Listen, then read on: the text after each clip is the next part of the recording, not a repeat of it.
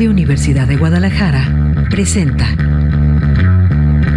Cosa Pública 2.0. Rubén Martín y Jesús Estrada con los asuntos sociales y políticos más importantes del día.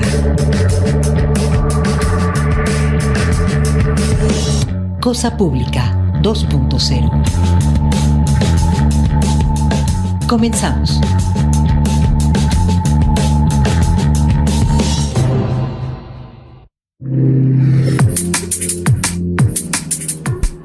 Hola, ¿qué tal? Qué gusto que continúen acá en Radio Universidad de Guadalajara. Bienvenidos ahora a Cosa Pública 2.0, este espacio donde preparamos una selección con los temas sociales y políticos que nos parecen más urgentes en la muy amplia agenda informativa. Este día se lo compartimos con un análisis crítico de la realidad en la que nos encontramos transmitiendo en vivo este martes 2 de septiembre de 2025 desde la sede del Conjunto de Artes Escénicas de la Universidad de Guadalajara, porque esta es la sede desde el día de hoy de Innova Forum, de este encuentro internacional donde se están debatiendo y analizando las cuestiones que tienen que ver con la educación y la alta tecnología, particularmente este año con un enfoque en la inteligencia artificial.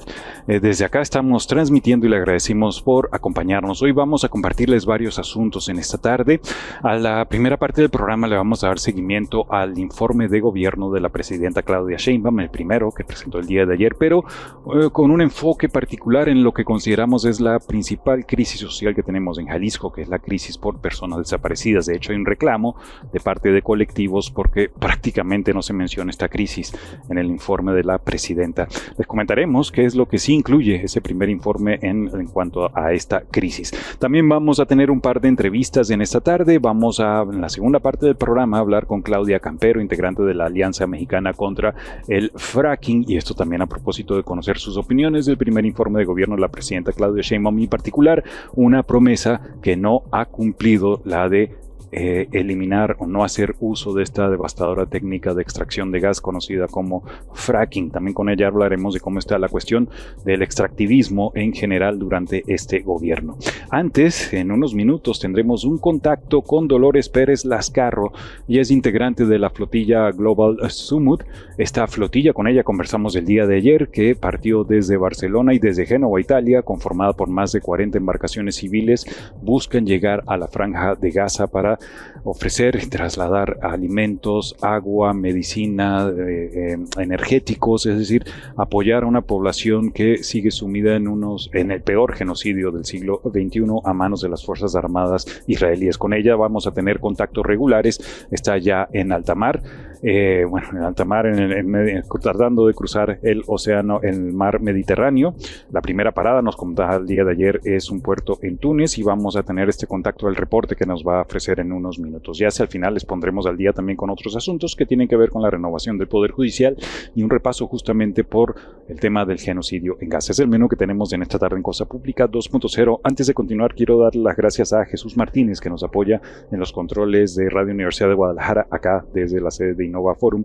Gracias también a Alejandro Coronado, que nos apoya con la producción de este espacio, y especialmente gracias a ustedes por acompañarnos cada tarde en este horario, ya sea a través del 104.3 de FM en la zona metropolitana de Guadalajara, o a través de Red Radio Universidad de Guadalajara en el resto de Jalisco, o también de nuestras redes sociales, Cosa Pública 2.0, en nuestro canal en YouTube, en Facebook y en X o Twitter. Vamos a arrancar con el reclamo que hacen familiares de personas desaparecidas a la presidenta Claudia Sheinbaum. Dicen que ignoró la crisis en su informe. De esto habló Cecilia Patricia Flores Armenta, la líder del colectivo Madres Buscadoras de Sonora, y dijo, la citamos: es bien terrible que nos sigan ignorando, que sigan ignorando el dolor de las madres, el dolor que tenemos que vivir y caminar. Así reprochó la señora Ceci Flores a propósito del que la presidenta de México, Sheinbaum, olvidó mencionar la crisis por desapariciones en su primer informe de gobierno, en este discurso que ofreció el día de ayer.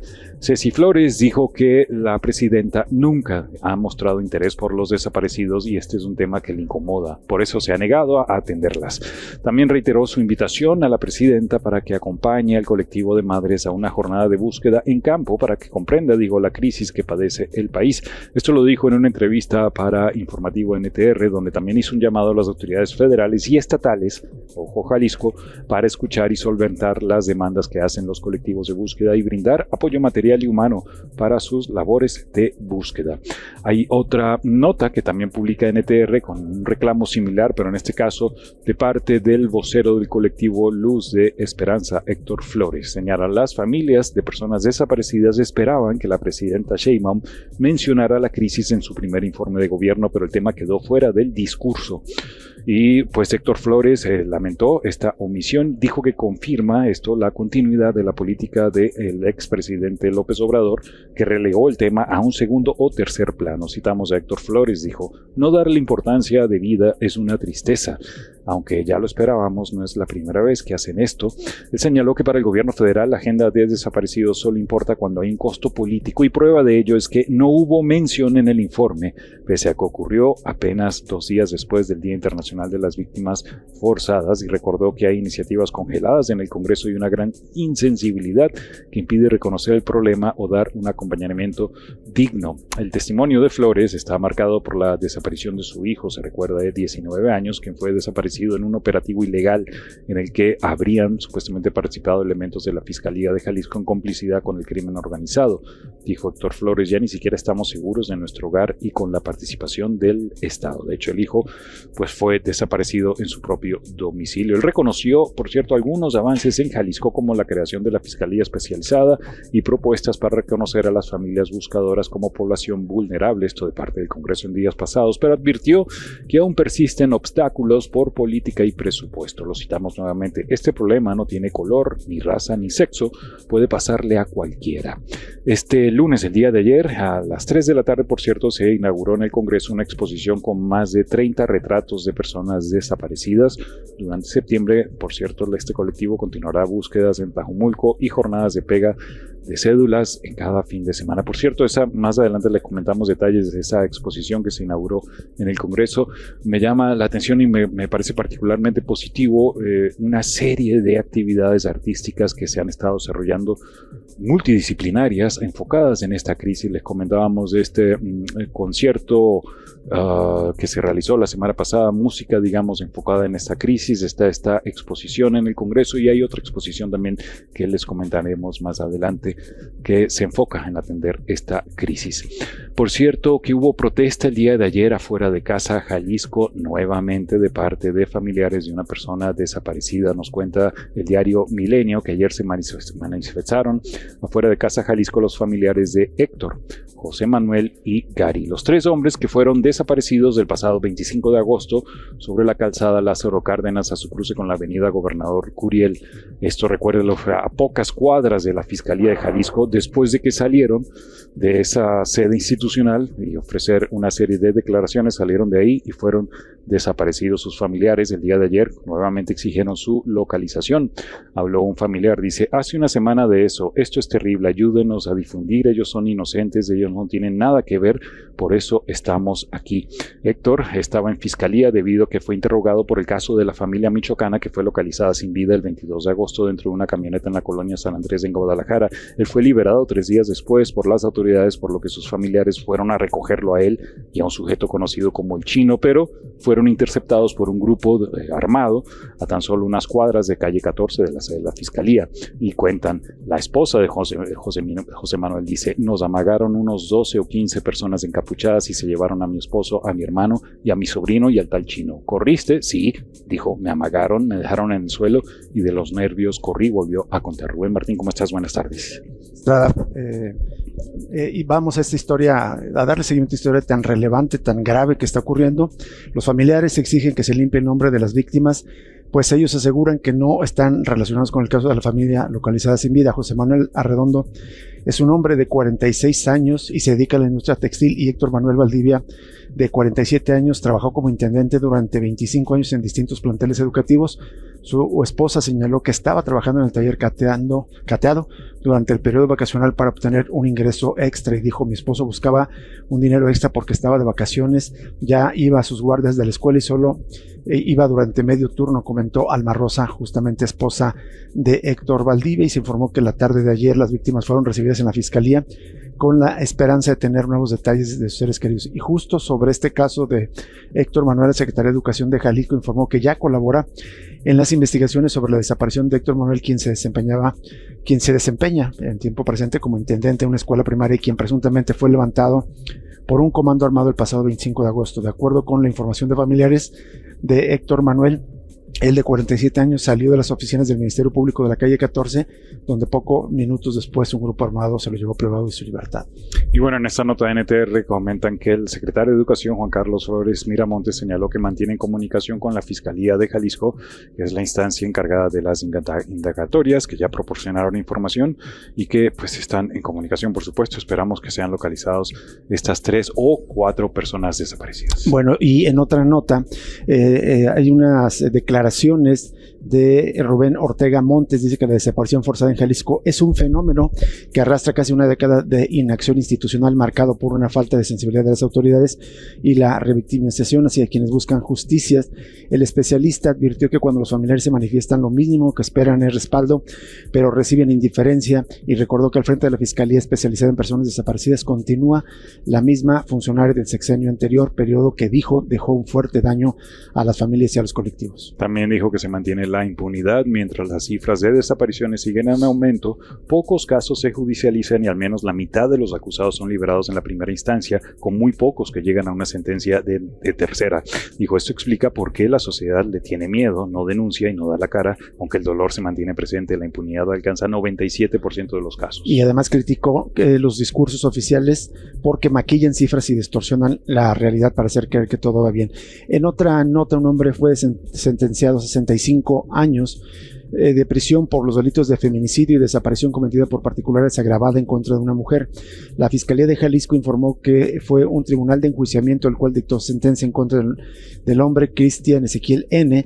El caso data del 28 de mayo del año pasado, cuando se interpuso una denuncia por la desaparición de una joven de 22 años, quien fue vista por última vez el día anterior luego de salir de su domicilio a bordo de una motocicleta para dirigirse a su trabajo. El informador comenta que le impusieron una pena de 65 años y 6 meses de prisión contra Cristian Ezequiel N. También deberá pagar una multa de más de 488,000 pesos y una reparación del daño por más de 42,000 pesos. Además, las víctimas podrán acreditar gastos adicionales para la reparación del daño en la etapa de ejecución de sentencia. Vamos a escala nacional. Esta crisis, la directora ejecutiva de Amnistía Internacional México, Edith Olivares Ferretto, señaló que en México hay aproximadamente 130,000 desaparecidas y desaparecidos, de las cuales alrededor de 90 desaparecen cada día, y que el Estado no cumple con su obligación de buscarlas, dejando esta labor en manos de sus familiares, principalmente mujeres. Fíjense, este dato que aportó también, en ese momento hay más de 250 colectivas de mujeres buscadoras en todo México, muchas de ellas enfrentando graves riesgos. Al menos 31 buscadoras han sido asesinadas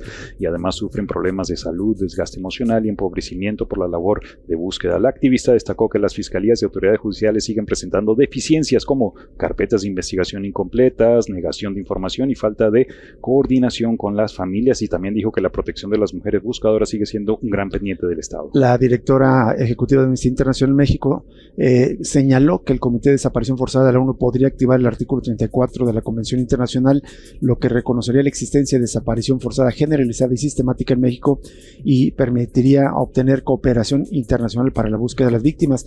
Es este artículo que incluso podría llevar a discutir la situación de las desapariciones en México al seno de la Asamblea General de la ONU, que tanto molestó al gobierno mexicano. Y en un seguimiento también el tema del informe, la revista Proceso publica que con un registro oficial hasta el día de ayer de 133,116 personas desaparecidas y no localizadas, durante los primeros 8 meses del gobierno de Claudia Sheinbaum se localizaron 438 personas con reporte de desaparición, de las cuales 417 con vida y 21 sin vida, así como 560 hallazgos como resultado de 3,148 acciones de búsqueda en vida y 2,582 acciones forenses. Es decir, la presidenta no se refirió a esta crisis en su discurso, pero al menos la revista Proceso indaga en el informe si encuentra que hubo menciones de esta crisis. Dice, de acuerdo con en el primer informe de gobierno se sostiene que, dice, la búsqueda de personas desaparecidas y no localizadas es una prioridad para el gobierno de México. Entre el 1 de octubre de 2024 y el 30 de junio de este año realizaron actividades para reforzar capacidades institucionales, federales y estatales, así como fortalecer el diálogo directo y colaboración con los colectivos de familiares. En el informe no se mencionó el hallazgo de restos humanos calcinados en el rancho Izaguirre, acá en Techutlán, Jalisco, y en el primer informe Sheinbaum hace referencia a la serie de reuniones con colectivos de personas buscadoras y familiares de personas desaparecidas coordinadas por la Secretaría de Gobernación. En relación a estas actividades destacan 14 sesiones de las mesas de diálogo sobre la agenda de desaparición y búsqueda con colectivos realizadas en la Ciudad de México, 4 reuniones virtuales para revisar y aportar a la reforma de la Ley General en materia de desaparición forzada y el Sistema Nacional de Búsqueda, y 10 reuniones con familiares y colectivos que fueron derivadas de las mesas de diálogo. Es un reportaje bastante amplio. También habla que en lo que va del gobierno de Claudia Sheinbaum han atendido a 172 colectivos de 28 entidades federativas y de El Salvador, Honduras y Guatemala. Y también destaca el subsidio que se entrega a las 32 comisiones estatales de búsqueda. Ya les compartiremos esta nota en nuestras redes sociales. Nos vamos a la primera pausa y volvemos con más información.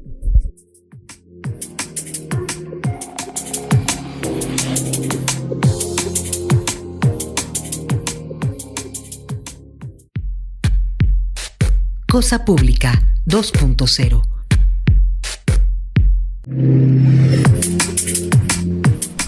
Seguimos en Cosa Pública 2.0 y tal como el día de ayer nos enlazamos hasta el mar Mediterráneo para tener esta conversación con Dolores Pérez Lascarro. Ella es integrante de Flotilla Global Summit.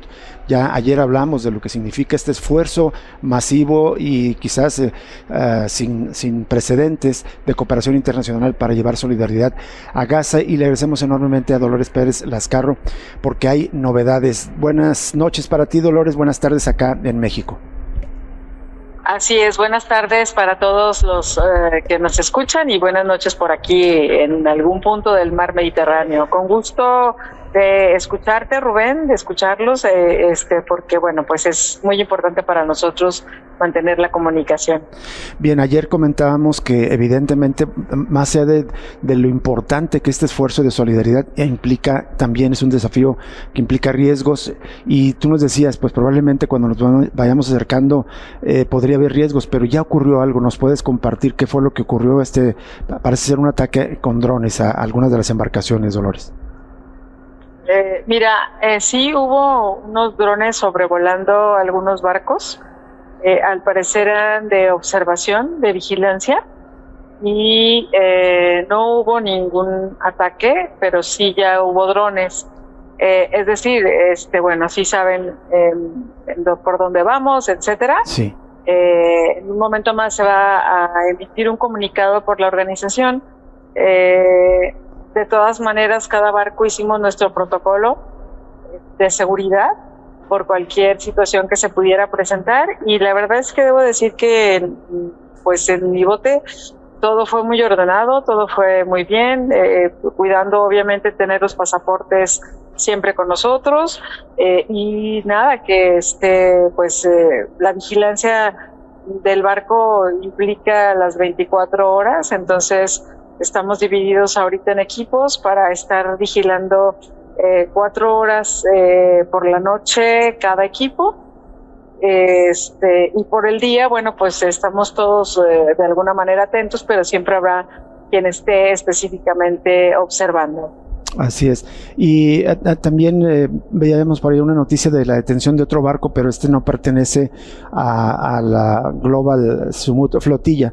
¿Nos puedes compartir información de esta otra embarcación que fue aparentemente ya invadida por las fuerzas de Israel? Sí, la verdad es que no hay mucha más información que la que hemos visto en las redes, y lo que sí, bueno, estamos seguros, no es uno de los barcos que van en la flotilla, en Global Summit Flotilla. Sin embargo, es muy importante que lo comentes, Rubén, porque independientemente de que sea el barco, si era un barco humanitario, pues tiene que saberse, ¿no? Tenemos que investigar un poco más. Las noticias empiezan a fluir y seguramente Israel tendrá que dar algún statement acerca de quiénes son, qué están haciendo ahí o por qué los detuvieron. Ahí tienen ya contacto con los detenidos, saben quiénes son, o es, digamos, al ser otro esfuerzo independiente, no hay en este momento mucha comunicación con ellos. No tenemos comunicación de parte tampoco de nuestra organización con ese barco. No sabemos qué es lo que pudo haber pasado, pero yo creo que en unos minutos más tendremos más información que te la podría enviar si es que así surgiera, sobre todo para estar atentos y atentas de qué es lo que realmente bueno, está pasando. Ya ayer comentábamos lo que sucede en caso de una intercepción o lo que sucede en caso de un ataque directo de parte del ejército de Israel. Sin embargo, bueno, en estos momentos ya todo tranquilo. De la flotilla que venimos de Barcelona, todos los barcos bien, todas las personas bien. Creo que fue algo importante que también hiciéramos nuestro propio simulacro para saber qué se hace en esas condiciones, en dado caso que fuera ya fueran drones de ataque o cualquier otra cosa que puede suceder. ¿Qué otro saldo puedes compartir de esta jornada, Dolores? Es ya el tercer día, ¿no? De que salió la flotilla. Mira, yo cada día veo, me emociona muchísimo ver la actitud de las personas en nuestro barco. Como yo te decía, ayer me mareé, pero bueno, después me dormí y nada. Pero sí tenemos 3 compañeras que han estado muy, muy mal. De hecho, se les ha pedido o se les ha preguntado que si tienen la opción y quieren quedarse en alguno de los puertos cercanos, y ellas no, ellas quieren continuar. La verdad es que, bueno, por ejemplo, también una de las cosas que hay es que comemos una vez al día, lo menciono porque son condiciones distintas a nuestras casas, pero de ninguna manera es una condición grave en comparación de lo que sucede en Gaza. Necesitamos estar conscientes de que hay que racionar la comida, hay que estar ejercitándonos también para cualquier situación. Algunas personas toman medicamentos y bueno, pues todas estamos pendientes de las personas que tienen una condición más frágil. Buscamos que estén más cómodas. Creo que para mí ha sido una experiencia enorme que me ayuda a crecer como humanidad, porque no solamente es ir hacia allá, sino que dentro de nuestro propio bote, y lo que sé de mis otros compañeros y compañeras que van en los otros barcos, también es la misma energía, la misma situación. El día de ayer a mí nos turnamos, tenemos equipos para hacer las cosas. Ayer a mí me tocó el desayuno, a otra compañera sueca chilena tiene las 2 nacionalidades la comida.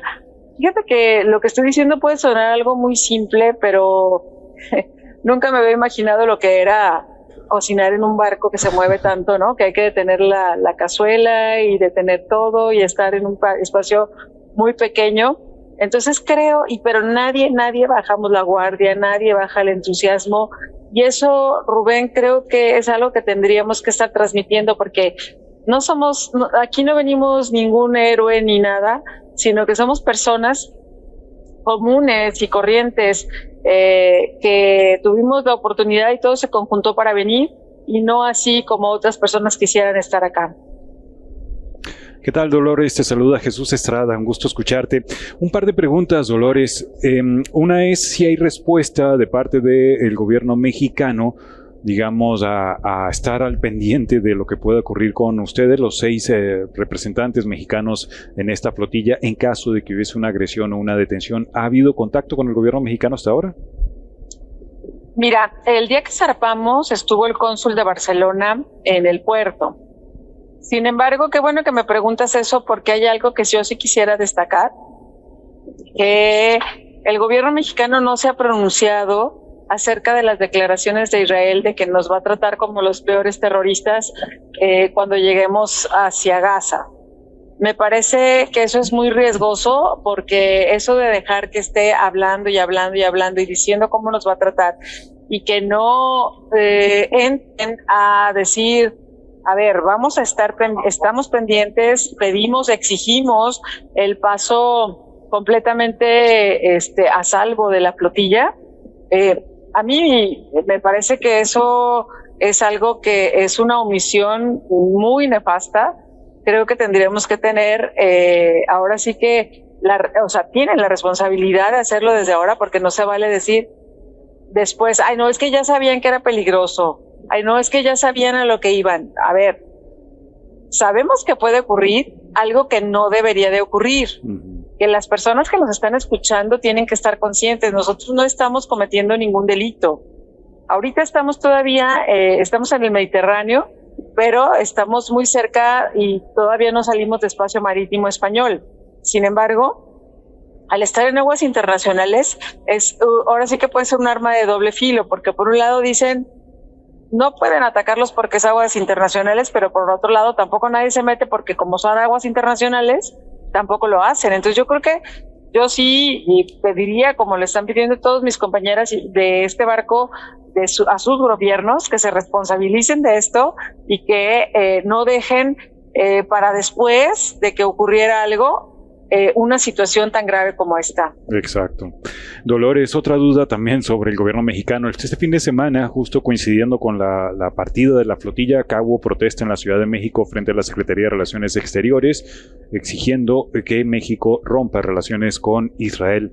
¿Hay algún tipo de respuesta a esto? ¿Crees que sea posible que se cumpla esta petición y de reconocer que hay un genocidio en Gaza? Mira, en estos momentos no tenemos noticia de nada. Ya lo hemos pedido nosotros desde la marcha de Egipto.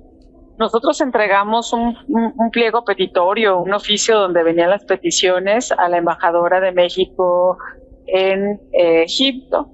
Después lo hemos seguido pidiendo que se hagan exhortos desde el Senado, se hagan exhortos desde el Congreso de Diputados y de los congresos locales que lo pueden hacer. Sin embargo, no se ha hecho. Y creo que aquí hay algo que se tiene que aclarar muy transparente. A ver, romper relaciones con Israel, claro que lo estamos pidiendo.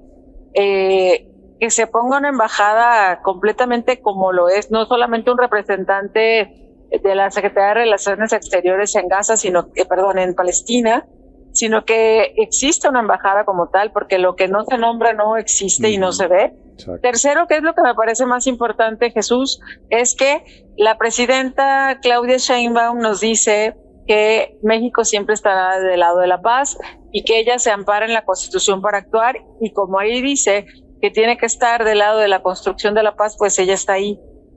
Yo siempre voy a estar repitiendo, la paz no es estar sin hacer nada, porque cuando tú te haces o tú dices que eres pacífico, que estás del lado de la paz, pero en realidad estás siendo neutral, estás del lado del opresor.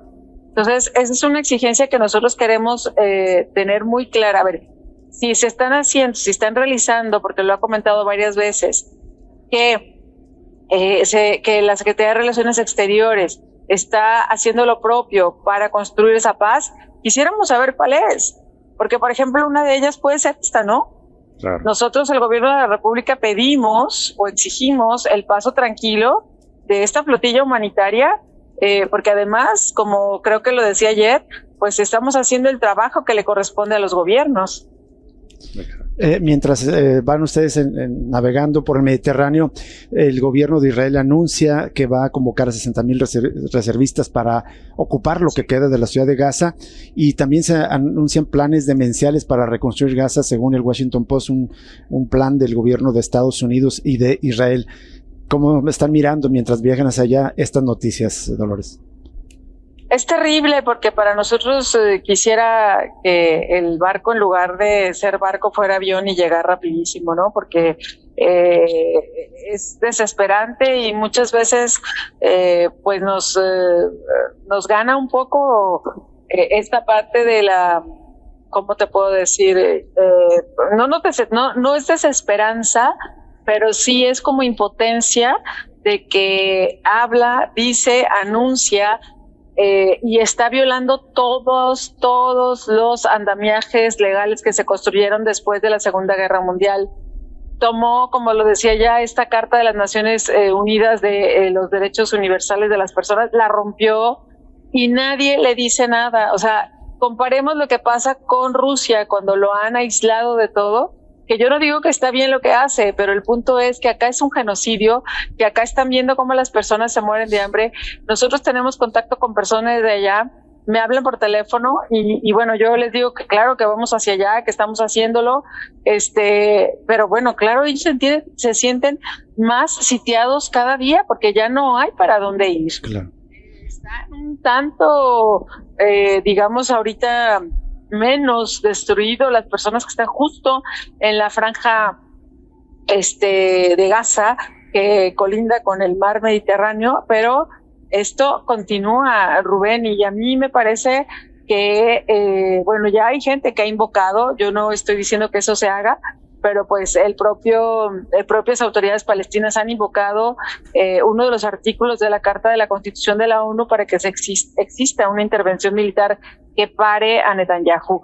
Creo el gobierno de Netanyahu. Qué terrible llegar a esto, pero es mucho más terrible ver lo que está sucediendo con un pueblo donde la limpieza étnica es específicamente su objetivo, cueste lo que les cueste y sea como sea mediante el hambre, sea mediante las balas, sea mediante los cañones, en fin. Creo que es vergonzoso lo que está sucediendo en estos momentos y que ningún país frene eso y que en el caso nuestro, en nuestro propio gobierno no se manifieste acerca de lo que estamos haciendo. Si bien es cierto, solo somos nosotros 6 mexicanos, estoy segura de que si hubieran podido venir más, vienen más, pero toda la flotilla somos alrededor de 700 personas de más de 44 países y eso no se está valorando. Creo que se valora, no creo, estoy segura, se valora mucho más las relaciones económicas que se tienen con un gobierno genocida que las vidas de las personas que estamos navegando para poder llevar esperanza a Gaza. Así es. Dolores, pues te agradecemos enormemente este esfuerzo para, pasan de las 11 de la noche, que te desveles para enviar este mensaje y si nos permite seguimos en contacto contigo más adelante. Con mucho gusto. Muchísimas gracias a los dos, gracias a quienes nos escuchan y yo estoy a la orden. Muchísimas gracias, Dolores Pérez Lascarro de la Flotilla Global Sumut. Bueno, hay mucha más información, pero nos vamos a la pausa para tener la siguiente entrevista y más adelante comentar este plan demencial, literalmente demencial, para expulsar a toda la población palestina.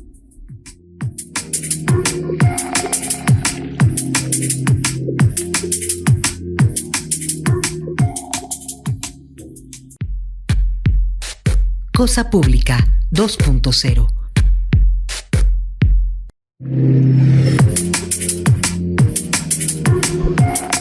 Bien, continuamos en Cosa Pública 2.0, ya vamos a pasar a nuestra próxima entrevista. Rápido comentarles este plan demencial que publicó The Washington Post sobre esta idea que trae Estados Unidos con respecto a Gaza es absurdo e indignante. De hecho, hubo respuesta de parte de Hamas que dice Gaza no está en venta.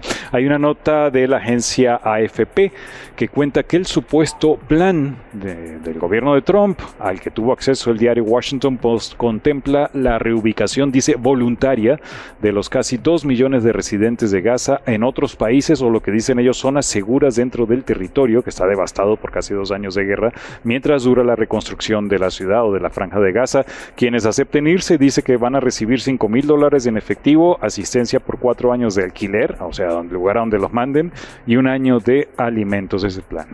Ya volvemos con más detalles, pero por lo pronto nos enlazamos nuevamente a la línea telefónica y ahora saludamos con mucho gusto a Claudia Campero. Ella es integrante de la Alianza Mexicana contra el Fracking y tenemos interés en conversar con ella para evaluar cómo ha sido el primer gobierno de Claudia Sheinbaum y el gobierno de Andrés Manuel López Obrador, es decir, de la Cuarta Transformación en torno al extractivismo y la utilización del fracking. Claudia, muy buenas tardes, te saluda Rubén Martín. ¿Qué tal? Mucho gusto, saludos a ti y a todo tu auditorio. Gracias, Claudia. ¿Qué podrías decir un primer balance de lo que informó el gobierno? Supuestamente está cambiando la política energética, pero ¿cómo se mira desde a la Alianza Mexicana contra el Fracking? Hace apenas un par de semanas emitieron un comunicado donde dicen que el gas no es estratégico, es trágico esto porque la presidenta hablaba de seguir explotando gas. Sí, mira, es muy complicado porque el gobierno de Andrés Manuel López Obrador manifestó en repetidas ocasiones desde su campaña y durante su gobierno que no se permitiría el fracking. Desafortunadamente, eso nunca se tradujo en una prohibición explícita, ni siquiera en una moratoria. Incluso manifestamos desde la Alianza Mexicana contra el Fracking en repetidas ocasiones que esto incluso reflejaba presupuesto público por las formaciones rocosas, donde se seguía asignando el presupuesto público, donde la única forma de extraer ese gas era precisamente a través de fracking. Ahora, en este gobierno se presenta el plan de Pemex, que precisamente, como dices, no es estratégico, está lejos de ser estratégico, pero es un plan que da un banderazo completo, si no explícito, totalmente claro en torno a practicar fracking. ¿Y por qué decimos esto? Porque no utiliza la palabra fracking, pero sí habla de la necesidad de extraer gas de formaciones de mayor complejidad. Usa palabras pues muy técnicas para evadir ser explícitos en el tema del fracking, pero va para adelante con esta agenda. Y es muy preocupante porque si bien su evaluación inicial es que tenemos una dependencia demasiado alta en el gas norteamericano, lo cual es totalmente verdad, en vez de estar buscando las alternativas energéticas que fueran descentralizadas, renovables, con una perspectiva realmente de entender la transición energética justa que se requiere, lo que busca es decir, bueno, pues dado que Estados Unidos ha estado sacando el gas con fracking, ahora lo haremos de este lado de la frontera. Y bueno, hay que decirle al auditorio que esto tampoco es totalmente nuevo, ya se ha hecho fracking en México desde hace tiempo, pero el nivel de impulso que representa el plan Pemex como una agenda explícita a lanzarse sobre las formaciones de más difícil acceso, las que los técnicos llaman no convencionales, pues es una preocupación muy grande y es totalmente contrario a las promesas de campaña que había realizado la presidenta actual y también pues a numerosas personas de su partido que en diferentes momentos se han manifestado con preocupación de los impactos ambientales y humanos que tiene esta práctica, porque hay que repetirlo, el fracking es muy tóxico y el discurso actual busca colocar que el fracking ha cambiado. Y creo que es importante destacar que si bien el fracking ha cambiado a ser aún más tóxico, aún más sediento, se usan más volúmenes de agua, se perfora más profundo y más lejos, se usan aún más químicos. Entonces, está lejos de haber cambiado hacia una técnica que fuera ambientalmente mejor.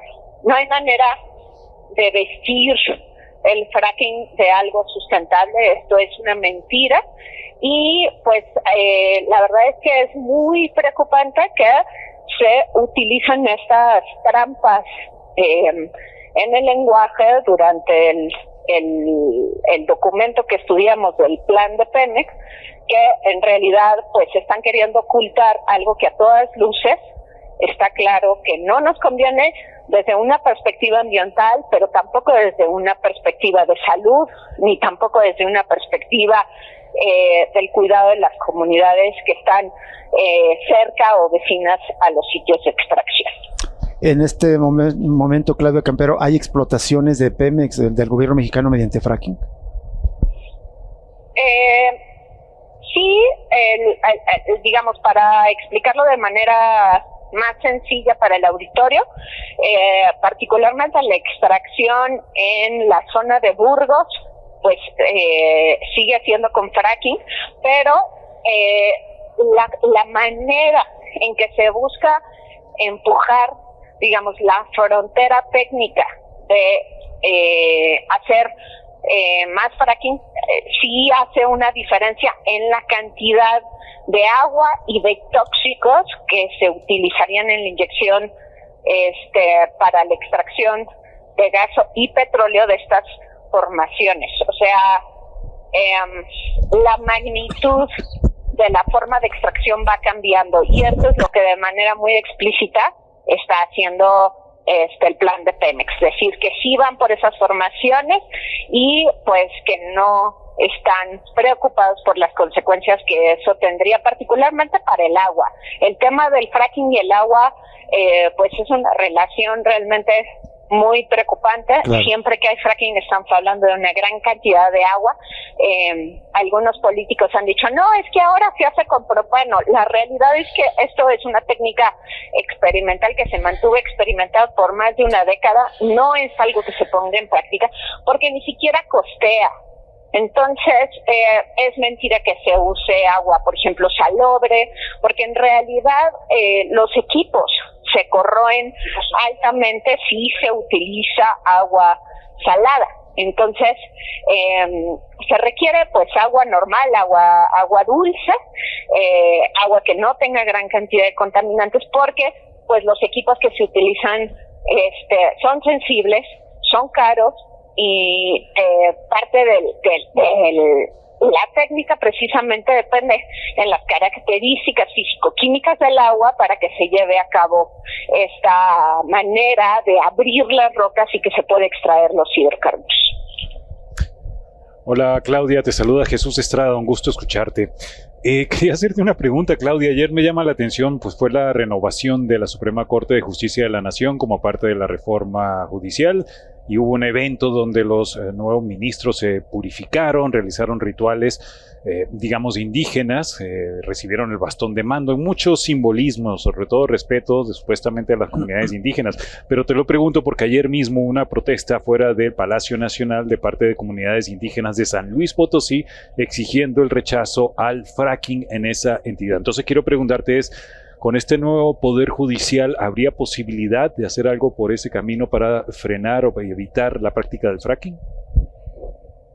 Pues mira, desde la perspectiva de las organizaciones, de los movimientos, siempre hemos utilizado una diversidad de estrategias para intentar pues defender al ambiente, defender a las comunidades, y definitivamente pues estaremos buscando los canales y las formas en que esto se pueda llevar a cabo, pero al mismo tiempo que vemos esa como una posible estrategia, pues las estrategias son múltiples, ¿no? Y por ejemplo, esta voz que nos dan ustedes ahorita para hablar con el público, para que se involucre, es una parte muy importante de la conversación, porque sabemos que las decisiones también tienen que ver con poder, y el poder que tiene una opinión pública informada, preocupada por los temas sociales y ambientales, pues cambia los balances a los que nos exponemos. Entonces, justamente, pues la oportunidad de que compartan las noticias de las comunidades de San Luis Potosí, de las organizaciones que estamos buscando luchar porque tengamos un ambiente más habitable, porque las comunidades puedan mantener sus modos de vida, puedan seguir sembrando, puedan seguir pues algunas comunidades trabajando con un turismo, con diferentes cosas que son a escala mucho más pequeña y reducida. Es importante destacarlas, y por eso es que es importante diversificar estas estrategias, porque sabemos que una sola no necesariamente nos va a dar la salida. Sabemos que los jueces y las juezas también se influyen por la opinión pública y las presiones políticas y económicas que puede haber, y para que nosotros podamos emparejar un poco más el nivel del campo, pues tenemos que hacer este trabajo de información, de difusión y de involucramiento. Pues ojalá que sí cumplan. Claudia, se nos acabó el tiempo. Solo una última pregunta en cuestión de segundos. Un balance muy rápido que puedas ofrecer en general de lo que ha sido en el primer año de gobierno de Claudia Sheinbaum en materia de extractivismo de minería. Me temo que en tema de minoría no lo trabajo, entonces no suelo responder temas que no son mi especialidad. Fracking. Ok, muchas gracias. Te agradecemos mucho, Claudia Campero, que nos hayas aceptado conversar con nosotros y seguimos en contacto con ustedes desde Conexiones Climáticas de la Alianza Mexicana contra el Fracking. Muchísimas gracias, encantada, estoy a la orden. Gracias. Buena tarde, Claudia Campero. Que por cierto, la Alianza contra el Fracking la semana pasada realizó una protesta en la Ciudad de México, y esto porque se celebró la Cumbre Ministerial de América Latina y el Caribe. Fue la sede de la Ciudad de México con participación de representantes de los 22 países, y ahí protestaron para exigir el fin del fracking en México, pero también en América Latina. Vamos a una pausa y volvemos con más información para cerrar el martes 2 de septiembre aquí en Cosa Pública 2.0.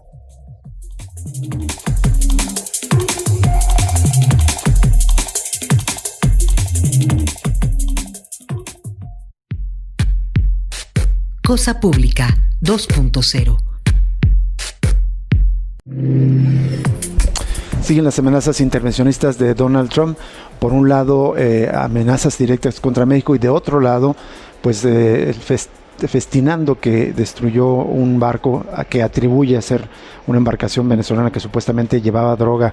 Ya sabemos que es un plan, digamos, una idea predeterminada de ir sembrando información falsa para eventualmente justificar algún tipo de intervención más grave. Pero vamos a estas otras declaraciones que hace sobre México, y es que Donald Trump vuelve a poner la amenaza de la intervención. El presidente de Estados Unidos, Donald Trump, revivó este martes el debate sobre la seguridad fronteriza durante una entrevista exclusiva con el medio Daily Caller. Trump aseguró que ofreció enviar al ejército estadounidense a combatir los cárteles de la droga en México, pero que la presidenta Claudia Sheinbaum se negó porque está muy asustada, dijo. Está muy asustada, entrecomillado. Ahí en la pregunta le preguntaron en la entrevista: ¿confía en que México pueda asegurar su lado de la frontera, dado que se cree que el gobierno está controlado por los cárteles? La pregunta es terrible del periodista, y pues Trump respondió: México está controlado por los cárteles, y reiteró que ofreció apoyo militar que no fue aceptado por la presidenta Sheinbaum. Las afirmaciones de Trump se dieron durante una conversación con esta periodista, quien le preguntó justo este tema de su confianza de blindar la frontera. Y dice: bueno, me gusta mucho la presidenta, creo que es una mujer estupenda, en realidad es una mujer increíble en algunos aspectos, muy elegante, hermosa, pero México está dirigida por los cárteles. Y así lo dijo, está dirigida por los cárteles. Incluso pues el titular de esta nota de la jornada es que, según Trump, México está bajo el yugo de los cárteles de la droga terrible. Bueno, esto se da previo a la reunión que va a haber del gobierno mexicano con Marco Rubio, el secretario del Departamento de Estado. A unas horas de que se reúna con el secretario de Estados Unidos, Marco Rubio, la presidenta Claudia Sheinbaum Pardo descartó que Washington intervenga en México, en territorio mexicano, contra los cárteles de la droga. El vecino del norte no va a actuar solo porque hay un entendimiento, enfatizó. En la mañanera de este día, la jefa del Ejecutivo remarcó que, como parte de las negociaciones para alcanzar un entendimiento bilateral en seguridad, su administración ha dejado claro a la de su homólogo estadounidense Donald Trump que no se permitirá el injerencismo. Dijo la presidenta: no aceptamos injerencismo, violación a nuestro territorio, subordinación sin una colaboración entre naciones en igualdad de circunstancias. Es lo que hemos puesto sobre la mesa y se ha aceptado, señaló. Y este martes el emisario de Trump llegará a México una visita de trabajo, y mañana se reunirá con la mandataria mexicana en Palacio Nacional tras intensas negociaciones. Sellar entendimiento de seguridad, más que un acuerdo, es un entendimiento entre los dos estados de cómo debemos cooperar y colaborar. En esta perspectiva vamos a seguir trabajando conjuntamente. Y también destacó que hay personajes de la vida pública de Estados Unidos que plantean que el ejército de esa nación debe intervenir en México contra las agrupaciones de la delincuencia organizada, como recientemente lo hizo el senador republicano Ted Cruz. Dijo: no estamos de acuerdo, primero porque no es necesario, segundo porque sería una violación de la soberanía, y tres porque es muy complejo el tema de la delincuencia organizada. Tiene que haber un trabajo permanente de colaboración. Me preocupa que cada vez normalicemos más que si discutamos si es intervencionismo o no, cuando me parece que empieza a permear ese discurso. Yo llegué a escuchar voces el fin de semana que dicen: bueno, realmente sería malo que Estados Unidos nos interviniera. Pues es lo que dijo Lili Telles en la entrevista a Fox, que desató la polémica que terminó en pelea ya la semana pasada entre Noroña y Alito Moreno. Por cierto, que después de México, Marco Rubio va a Ecuador. Son los dos países que va a visitar en esa gira, y yo creo que ahí está la clave para entender también lo que pueda pasar con Venezuela. Rubén, por cierto, ese ataque a esa embarcación embarcación venezolana aparentemente cobró la vida de 11 personas acusadas sin ninguna prueba por Donald Trump de que son terroristas, y narcoterroristas, y hubo también declaraciones de Nicolás Maduro, que dice que en estas embarcaciones que tiene Estados Unidos al sur del Caribe hay 1.200 misiles apuntando hacia Venezuela, además de más de 4.000 soldados, y por el lado venezolano pues están preparándose para resistir esa intervención. Conociendo Trump, hay motivos suficientes de preocupación. En otro tema, Claudio Sheinbaum busca mejores condiciones comerciales con Estados Unidos, es otro tema que se va a dialogar, aunque en particular con Marco Rubio se tratará el tema de migración y de seguridad. La presidenta de México, Claudio Sheinbaum, destacó ayer la posibilidad de alcanzar mejores condiciones en la relación comercial con Estados Unidos mientras negocia con el gobierno de ese país un acuerdo de seguridad. Y ya nos vamos y prácticamente nos despedimos. Lo invitamos a permanecer en sintonía de Cosa Pública 2.0, en sintonía de Radio Universidad de Guadalajara. Lo invitamos mañana en otro nuevo análisis crítico de la realidad en Cosa Pública 2.0. Seguiremos transmitiendo desde el Conjunto Santander de Artes Escénicas en el marco de Innova Forum. Que tenga buena tarde, hasta mañana. Hasta luego.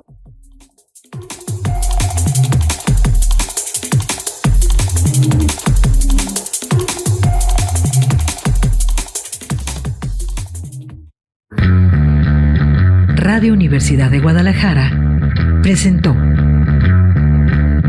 Cosa Pública 2.0. Rubén Martín y Jesús Estrada con el análisis crítico de la actualidad. Cosa Pública 2.0. Gracias por escucharnos.